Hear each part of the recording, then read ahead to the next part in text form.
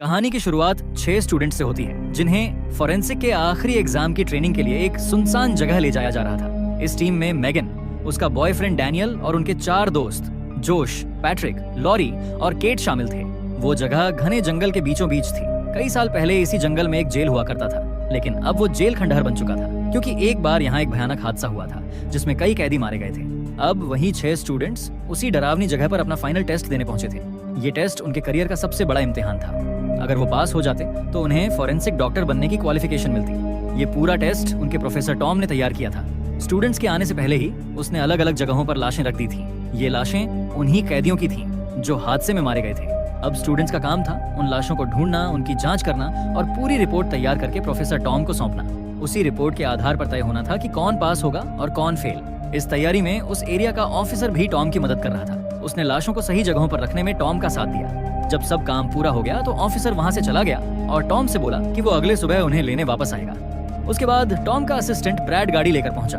उसने स्टूडेंट्स को रास्ते से पिक किया और उन्हें जंगल के बीच बने एक पुराने कैबिन की ओर ले गया जहां प्रोफेसर टॉम पहले से ही उनका इंतजार कर रहा था। जैसे ही बच्चे टॉम के पास पहुंचे उसने सबको उनके टेस्ट के बारे में समझाना शुरू किया। टॉम ने कहा कि उन्हें 3 टीमों में बांटा जाएगा। हर टीम में 2-2 लोग होंगे और दोनों को मिलकर काम करना होगा। उसने सभी बच्चों के मोबाइल ले लिए और उन्हें सिर्फ वॉकी टॉकी दिया। अब उसी की मदद से बच्चे टॉम से संपर्क कर सकते थे। फिर टॉम ने ब्रैड को शेड से वॉकी टॉकी लाने भेजा। शेड में पहुंचकर ब्रैड को ड्रग्स लेने की तलब हुई। जैसे ही उसने ड्रग्स जलाने के लिए माचिस जलाई, गलती से वहां रखा एक डिब्बा गिर गया। उस डिब्बे में रखा केमिकल कुछ वॉकी टॉकी पर फैल गया जिससे वे खराब हो गए। ब्रैड ने तुरंत सामान बचाने की कोशिश की, लेकिन तब तक नुकसान हो चुका था। डांट खाने के डर से उसने टॉम को इस बारे में कुछ नहीं बताया और वही खराब वॉकी टॉकी बाकी बच्चों को दे दिए। इसके बाद टॉम ने सभी बच्चों से कहा कि वे जल्दी से अपनी अपनी टीम बना लें क्योंकि उनके पास सिर्फ अंधेरा होने तक का समय था।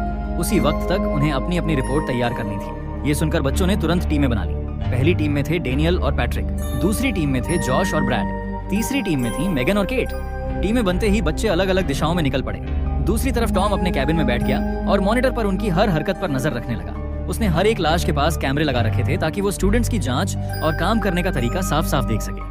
पहली टीम को एक कार के पास भेजा गया जहां कार के अंदर एक लाश रखी थी। दूसरी टीम को एक बस की तरफ भेजा गया और तीसरी टीम को एक झील के पास भेजा गया। इसी बीच ब्रैड स्टूडेंट्स के लिए खाना बना रहा था। तभी उसे कुछ अजीब लगा। उसने देखा कि वहां रखी कुछ चीजें गायब हो गई थी। ये सोचकर वो हैरान रह गया कि जब यहाँ उसके अलावा और कोई नहीं है तो चीजें गायब कैसे हो सकती हैं। घबराकर वो सीधे प्रोफेसर टॉम के पास पहुंचा और बोला, इस जगह पर हमारे अलावा कोई और भी है। लेकिन प्रोफेसर के पास उसकी शिकायत सुनने का समय नहीं था। उसने गुस्से में ब्रैड को जाने को बोल दिया। हालांकि ब्रैड के मन में डर बैठ चुका था कि यहाँ कुछ ठीक नहीं है। डर के बावजूद उसने जल्दी जल्दी खाना बनाया, उसे टिफिन में पैक किया और बच्चों तक पहुंचाने निकल पड़ा। रास्ते में जब वो खुद को हल्का करने के लिए रुका तो उसने एक छोटे से घर के अंदर कुछ देखा। वहाँ एक लाश पड़ी थी। ब्रैड दंग रह गया क्योंकि उसे पता था कि टॉम ने इस जगह कोई लाश नहीं रखी थी। वो तुरंत मेगन और केट के पास गया और उन्हें बताया, उस घर के अंदर भी एक लाश पड़ी है, जाकर देखो, लगता है वो बहुत पुरानी लाश है। मेगन ने तुरंत वॉकी टॉकी से टॉम से इस बारे में पूछा। टॉम भी ये सुनकर हैरान हुआ, लेकिन उसने मेगन से कहा कि ब्रैड की बातें सही नहीं हो सकती क्योंकि वो हमेशा नशे की हालत में रहता है। लेकिन ब्रैड जिद पर अड़ा रहा, मैं सच बोल रहा हूँ, मैंने अपनी आंखों से वो लाश देखी है। आखिर में केट उसके साथ गई और जैसे ही उसने देखा वहाँ वाकई में लाश पड़ी थी। उसका हाल बहुत बुरा था, ऐसा लग रहा था कि वो हफ्तों से वहीं सड़ रही थी। केट ने तुरंत टॉम को इसकी जानकारी देने की कोशिश की, लेकिन वॉकी टॉकी ठीक से कनेक्ट नहीं हो रहा था। उसकी बातें टॉम तक साफ नहीं पहुंच पा रही थी। इसी बीच ब्रैड ने देखा कि वो लाश सांस ले रही है। ये देखकर वो तुरंत केट के पास भागा और चिल्लाया, वो लाश जिंदा है। लेकिन इस बार केट ने ब्रैड की बातों को नजरअंदाज कर दिया। उसे भी लगने लगा कि ब्रैड ने ज्यादा नशा कर लिया है। उसने शांत स्वर में कहा, शायद तुम्हें भ्रम हो रहा है, चिंता मत करो, मैं टॉम की लाश की जांच के बाद इसकी भी जांच कर लूंगी। ये बोलकर वो वहां से चली गई। ब्रैड अब बहुत डर चुका था। वो डेनियल और पैट्रिक के पास टिफिन देने पहुंचा और दोनों को सब कुछ बताया। उसने चेतावनी दी, इस जंगल में कुछ ऐसा है जो हमें अभी तक दिखाई नहीं दे रहा, हमें सावधान रहना होगा। ये बोलकर वो वहां से चला गया। ब्रैड की बातें सुनकर डैनियल और पैट्रिक थोड़ी देर के लिए सहम गए और सोचने लगे कि अचानक उसे क्या हो गया है। फिर भी दोनों ने तय किया कि वे लाश की जांच करेंगे। जांच पूरी करने के बाद उन्होंने वॉकी टॉकी से अपनी रिपोर्ट टॉम तक पहुंचाने की कोशिश की, लेकिन कनेक्शन नहीं हो रहा था। ये देखकर वे दोनों कैबिन की ओर लौटने लगे। चलते चलते अचानक पैट्रिक नीचे गिर पड़ा। उसी समय उसने दूर एक आदमी को भागते हुए देखा। उसने आंखें मलकर फिर देखा, लेकिन इस बार वहाँ कोई नहीं था। पैट्रिक भी अब डर गया था। उसने डेनियल को ये बात बताई। डेनियल ने उसे दिलासा दिया और कहा, लगता है तुम भी ब्रैड की बातों से ज्यादा डर गए हो, टेंशन मत लो, हमारे अलावा यहाँ और कोई नहीं है। फिर वे दोनों कैबिन की ओर बढ़ गए। दूसरी ओर मेगन अपना काम पूरा करने के बाद एक खाली कैबिन में बैठ गई और अब तक लाश से मिले सभी डेटा को लिखने लगी। इसी बीच केट उस घर में पड़ी लाश के बारे में जानकारी लेने गई, लेकिन जैसे ही केट घर के पास पहुंची उसे हैरानी हुई। लाश वहाँ नहीं थी। वो समझ ही नहीं पा रही थी कि लाश अपने आप कैसे गायब हो गई। जब उसने टॉम से संपर्क करने की कोशिश की तो फिर से उसे कोई सिग्नल नहीं मिला। उधर ब्रैड भी कैबिन की ओर लौट रहा था। तभी उसके पीछे से एक आदमी उसकी तरफ बढ़ता हुआ दिखाई दिया। ब्रैड ने जैसे ही उसे देखा उसका दिल जोर जोर से धड़कने लगा। उसे तुरंत समझ आ गया कि ये वही आदमी था जिसे उसने छोटे घर में देखा था। वो घबरा कर भागने लगा, लेकिन भागते भागते ठोकर खाकर जमीन पर गिर पड़ा और वहीं बेहोश हो गया। इधर कैट भी कैबिन की ओर लौट रही थी। थोड़ी दूर आगे बढ़ने पर उसने अचानक दूर किसी आदमी को खड़ा देखा, लेकिन वो इंसान जैसा बिल्कुल नहीं लग रहा था। वो पूरी तरह सोललेस दिखाई दे रहा था, मानो कोई ज़ॉम्बी हो। उसे देखकर केट डर के मारे वहां से भागने लगी। ज़ॉम्बी भी उसका पीछा करने लगा। भागते भागते केट झाड़ियों में फंस गई और उसका हाथ एक झाड़ी में अटक गया। तभी ज़ॉम्बी उसके पास आया और सबसे पहले उसकी उंगलियों पर हमला किया, फिर धीरे धीरे उसके हाथ की ओर बढ़ा। केट दर्द से चिल्ला रही थी और अंत में ज़ॉम्बी ने उसके गले पर हमला किया और उसे पकड़ने की कोशिश की, लेकिन केट में अभी भी जान बची थी। वो जैसे तैसे ज़ॉम्बी को अपने से दूर धकेलती हुई रेंगती हुई आगे बढ़ी। इस बार ज़ॉम्बी उस जगह फंस गया और केट वहां से सुरक्षित निकल गई। जब जॉश और लैरी बस के नीचे पड़ी लाश की जांच कर रहे थे तभी उन्होंने वहां से एक साया सा गुजरते हुए देखा। वे पहले ही इस काम से डरे हुए थे और अब और भी घबरा गए। डर के मारे दोनों ने सब कुछ वहीं छोड़ दिया और सीधे कैबिन की ओर भाग गए। उधर मेगन कैबिन में केट का इंतजार करते करते थक चुकी थी, इसलिए वो केट को ढूंढने जंगल में निकल गई। चलते चलते उसे जंगल में कुछ आवाजें सुनाई दी। वो उस आवाज की ओर गई और देखा कि केट जमीन पर पड़ी है, जख्मी और खून में लथपथ। मेगन ने जल्दी से केट को उठाया और कैबिन में ले गई। उसने उसकी चोट ठीक करने की कोशिश की और वॉकी टॉकी से मदद मांगने लगी, लेकिन वॉकी टॉकी भी ठीक से काम नहीं कर रहा था। दुर्भाग्य से खून ज्यादा बहने के कारण केट की मौत हो गई। ये पल मेगन के लिए बेहद दुखद और डरावना था। उसे लग रहा था कि इस जंगल में जरूर कुछ ऐसा है जिसने केट को मार डाला।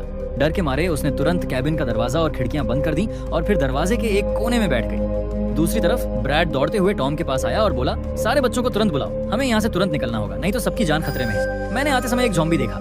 लेकिन प्रोफेसर ने ब्रैड की बातों को बेवकूफी समझा और उसे डांटने लगा। जब ये दोनों बहस कर रहे थे मॉनिटर पर एक ज़ॉम्बी दिखाई दिया, लेकिन टॉम ने उसे देखा तक नहीं। तभी अचानक सारा इलेक्ट्रॉनिक सामान बंद हो गया। दरअसल ब्रैड ने पहले जो केमिकल वायर पर गिराया था उसका थोड़ा हिस्सा जनरेटर की वायर पर भी गिर गया था। इसी वजह से मॉनिटर और बाकी इलेक्ट्रॉनिक उपकरण बंद हो गए। ये देखकर टॉम उसे गुस्से में भड़क उठा।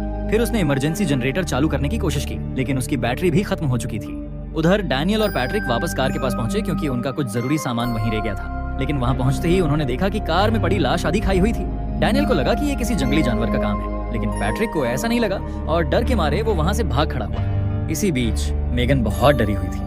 तभी केट ज़ॉम्बी बनकर सीधे मेगन पर हमला करने लगी। मेगन ने खुद को बचाने के लिए चाकू उठाया और केट पर वार किया।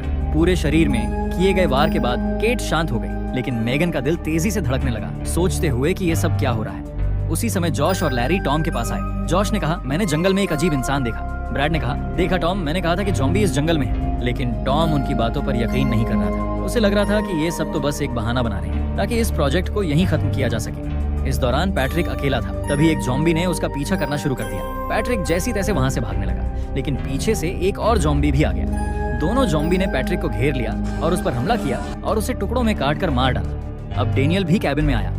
उसने देखा कि ना तो उसका दोस्त कैबिन पहुंचा था और ना ही मेगन का कुछ पता था, इसलिए वो हथौड़ा लेकर मेगन को ढूंढने निकल पड़ा और जोश और लॉरी पैट्रिक को ढूंढने निकल गए। उधर पैट्रिक भी ज़ॉम्बी बन गया और शिकार की तलाश में मेगन के कैबिन तक पहुंचा। मेगन अभी भी केट से लड़ रही थी क्योंकि केट बार बार मरने के बाद फिर से जिंदा हो जाती थी। तभी मेगन ने एक रॉड उठाया और उसे केट के मुंह में डालकर दीवार से टिकाया। इसी बीच पैट्रिक कैबिन में घुस आया। उसे देखकर मेगन ने जल्दी से उसके चेहरे पर केमिकल डालकर उसे जलाने की कोशिश की, लेकिन उसे मार नहीं पाई। इस बीच केट ने वो रॉड निकाल ली और मेगन की ओर बढ़ने लगी। मेगन ने पास रखे लकड़ी के टुकड़े उठाए और केट के सिर पर वार किया, जिससे वो मर गई। अब मेगन को समझ आ गया कि ज़ॉम्बी के सिर पर वार करने से ही उन्हें मारा जा सकता है। तभी पैट्रिक फिर से उठ खड़ा हुआ। मेगन के पास कुछ मारने के लिए हथियार नहीं था, इसलिए उसने पास रखे केमिकल से एक बम बनाया और पैट्रिक के खुले मुंह में डाल दिया।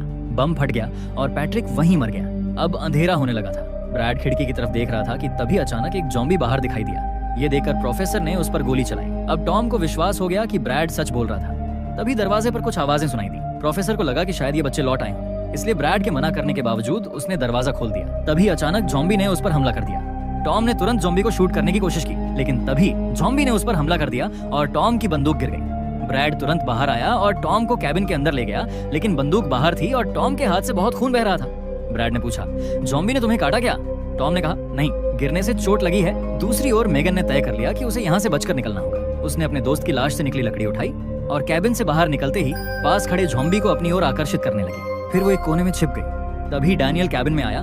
उसने मेगन के दोस्त की लाश की हालत देखी और बहुत हैरान हुआ। वो मेगन को बुलाने लगा, लेकिन मेगन ने तुरंत अपना हाथ मुंह पर रखा और उसे चुप रहने को कहा। जॉम्बी अब कैबिन में घुस आया था और केट की लाश को देख के उसे खाने लगा था। मेगन ने इस मौके का फायदा उठाया और जॉम्बी के पेट पर लकड़ी से जोरदार वार किया। डैनियल ने भी जॉम्बी के सिर पर वार किया, लेकिन हमला सही तरह से नहीं लगा, इसलिए जॉम्बी मारा नहीं गया। ये देखकर मेगन और डैनियल डर के मारे तुरंत वहाँ से भाग निकले।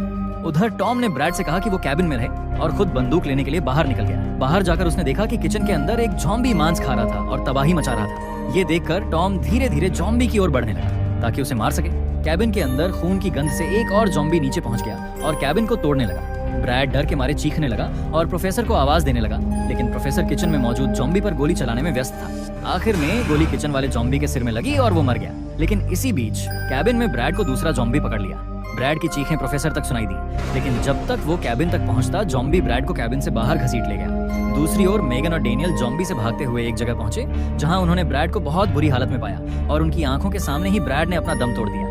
मेगन चाहती थी कि वो ब्रैड को जॉम्बी बनने से पहले सिर पर वार कर दे, लेकिन डैनियल ने उसे रोका और मेगन को लेके वहां से भाग गया। जैसे ही वे वहां से दूर गए, ब्रैड फिर से जिंदा हुआ और अब पूरी तरह एक जॉम्बी बन गया। भागते भागते वे बस तक पहुंचे। प्रोफेसर भी वहां आया और बाकी बच्चों के बारे में पूछा। मेगन ने कहा, हमारे 3 दोस्त ब्रैड के साथ मारे गए, हम दोनों जिंदा हैं, बाकी 2 का हमें कोई पता नहीं। प्रोफेसर ने उन्हें बस के अंदर रहने को कहा और बोला कि वो बाकी बच्चों को ढूंढता है। साथ ही उसने मेगन को अपनी बंदूक दे दी। मेगन अब पूरी तरह टूट चुकी थी।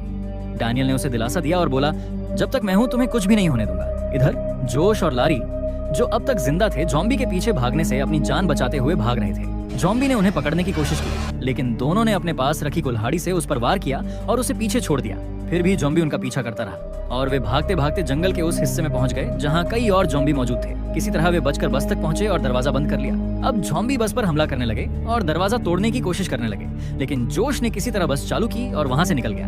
एक जॉम्बी बस से चिपक गया था, जिसे लारी ने लात मारकर नीचे गिरा दिया। उधर मेगन और डेनियल को बस की आवाज सुनाई दी। वे सुनकर बाहर निकले, लेकिन तभी ब्रैड, जो जॉम्बी बन चुका था, उन्हें देख लिया और उनकी ओर दौड़ पड़ा। मेगन ने ब्रैड पर गोली चलानी शुरू की, लेकिन एक गोली गलती से डैनियल को लग गई और वो जमीन पर गिर पड़ा। ब्रैड उसे काटने ही वाला था कि मेगन ने तुरंत उसके सिर पर गोली मार दी और उसे मार गिराया। इसके बाद मेगन ने डैनियल को उठाया, माफी मांगते हुए उसे संभाला और फिर वे दोनों वहां से भाग गए। रास्ते में उन्हें बस मिल गई। मेगन ने डैनियल को बस में बिठाया और वे दोनों वहां से निकल पड़े। रास्ते में जो भी जॉम्बी उनके सामने आते, जॉश उन्हें कुचलता हुआ आगे बढ़ता रहा, लेकिन तभी एक बहुत ताकतवर जॉम्बी उनके रास्ते में आ गया। जॉश ने बस उसे रौंदने के लिए आगे बढ़ाई, लेकिन जॉम्बी नहीं मरा। ये देखकर जॉश ने बस रिवर्स में लेने की कोशिश की, लेकिन अब बस चालू हो नहीं रही थी। तब जॉम्बी ने बस का शीशा तोड़कर अंदर प्रवेश किया और लैरी को पकड़ लिया। इसी समय बस चालू हो गई, लेकिन जॉम्बी ने लैरी को अभी भी पकड़ रखा। इस अफरा तफरी में बस अंततः एक कैबिन से टकरा गई और लैरी वहीं मारा गया। लैरी की मौत देखकर जॉश सदमे में चला गया, लेकिन उनके पास समय नहीं था। मेगन ने उसे बस तुरंत चलाने के लिए कहा। तभी बस के अंदर वही जॉम्बी मेगन पर हमला करने लगा। वह उसे मार ही देता कि डैनियल ने गोली चलाकर जॉम्बी के सिर में मारा और उसे मार गिराया। बस अब फिर से चल पड़ी। जॉश अभी भी सदमे में था और उसका ध्यान भटक गया, जिससे बस का एक्सीडेंट हो गया। एक्सीडेंट के बाद सभी ने जैसे तैसे खुद को संभाला, लेकिन जोश का पैर टूट गया था और वो बुरी तरह घायल हो गया था। मेगन ने तुरंत उसका इलाज किया और उसकी हड्डी जोड़ दी। इसके बाद तीनों वहां से निकल गए और कुछ ही सेकंड बाद पेट्रोल लीक होने के कारण बस धमाके के साथ फट गई। अब तीनों पास के एक घर में पहुंचे।